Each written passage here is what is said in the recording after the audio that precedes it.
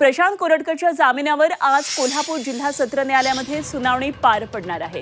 त्यामुळे आज प्रशांत कोरटकरच्या जामिनावर काय नेमकी सुनावणी होती हे बघावं लागणार आहे। सुरक्षिततेच्या कारणास्तव कोरटकरला बीसीद्वारे कोर्टामध्ये उपस्थित केलं जाण्याची शक्यता आहे। गेल्या 2 सुनावणी दरम्यान प्रशांत कोरटकरवर कोर्ट परिसरामध्ये हल्ल्याचा प्रयत्न झाला होता आणि सध्या कोरटकर हा कळंबा जेलमध्ये आहे। त्याला अंडा जेलमध्ये ठेवण्यात आलेला आहे आणि त्याला वेगळं करण्यात यावं अशी मागणी त्याच्या वकिलांनी केली होती। त्यानुसार त्याला आता अंडा सेलमध्ये ठेवण्यात आलेला आहे आणि आज प्रशांत कोरटकर संदर्भातली महत्त्वाची सुनावणी आहे। कोल्हापूरमधली जनता ही संतप्त आहे। 2 वेळा हल्ल्याचा प्रयत्न झालेला आहे, त्यामुळे आज त्याला व्हीसीद्वारे या सुनावणीला हजर ठेवण्यात येते का हे बघावं लागणार आहे। त्यामुळे कोल्हापूरमधल्या काय सगळ्या या घडामोडी आहेत जाणून घेऊया। आमचे प्रतिनिधी प्रताप नाईक सध्या आपल्याबरोबर जोडले गेलेत।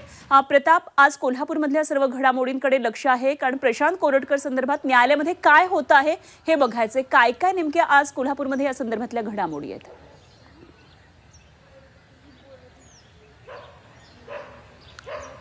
कळंबा जेलमधील अंडा सेलमध्ये गेल्या 2 दिवसापासून प्रशांत कोरटकर आहे। आपण पाहतोय की ज्या दिवशी पोलीस कस्टडी संपली, 14 दिवसाची कोर्टाने ज्या वेळेला कस्टडी वाढवली, न्यायालयीन कस्टडी वाढवली, त्याच वेळेला कोरटकर यांच्या वकिलांनी विनंती केली होती कोर्टाला की तातडीनं सुनावणी घ्या, पण सरकार पक्षाला आपली भूमिका मांडायला, आपलं निवेदन द्यायला वेळ दिलेला आहे। त्यामुळे आपण पाहतो की आज दुपारी 2 ते 3च्या दरम्यान प्रशांत कोरटकरच्या जामीन अर्जावर सुनावणी होईल। सुरुवातीला सरकारी पक्ष आपलं म्हणणं मांडेल आणि त्याच्यानंतर आपण जर युक्तिवाद मागितला प्रशांत कोरटकरच्या वकिलांनी, तर मात्र आपण पाहतोय की आज काय होणार ह्याचा फैसला होणार आहे। प्रशांत कोरटकरचा मुक्काम जेलमध्ये वाढणार की त्याला जामीन मिळणार, हा सगळ्यात महत्त्वाचा मुद्दा आहे। आपण जर सरकारी पक्षाचा विचार केला किंवा तपास अधिकाऱ्यांनी जे भूमिका आणि मुद्दे मांडलेले आहेत त्याच्यामध्ये आपण पाहिलं तर आतापर्यंत प्रशांत कोरटकरच्या 2 आलिशान गाड्या आणलेल्या पोलिसांनी ताब्यात घेतलेल्या आहेत आणि त्याचबरोबर आपण पाहतो की 5 मित्रांना त्याच्या नोटीस बजावून त्याचं म्हणणं आहे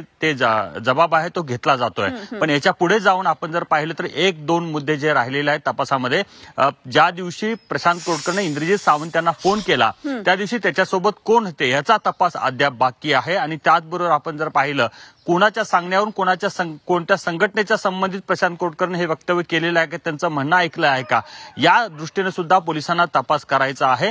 त्यामुळे या तपासात हस्तक्षेप होऊ शकतो।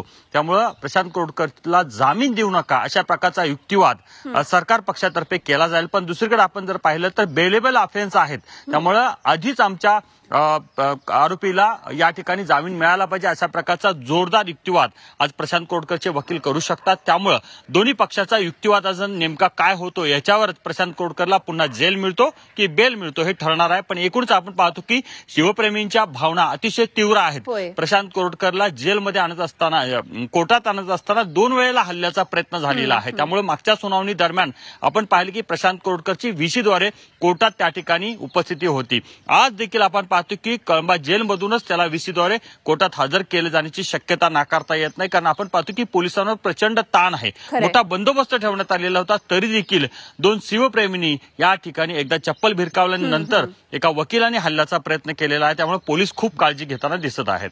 खरं, जरूर या सर्व कोल्हापूरमधल्या घडामोडींवर लक्ष ठेवून राहा प्रताप। वेळोवेळी आपल्याकडून माहिती ताजी जाणून घेत राहू, तसंच चर्चा करूया। धन्यवाद दिलेल्या या सविस्तर माहितीसाठी।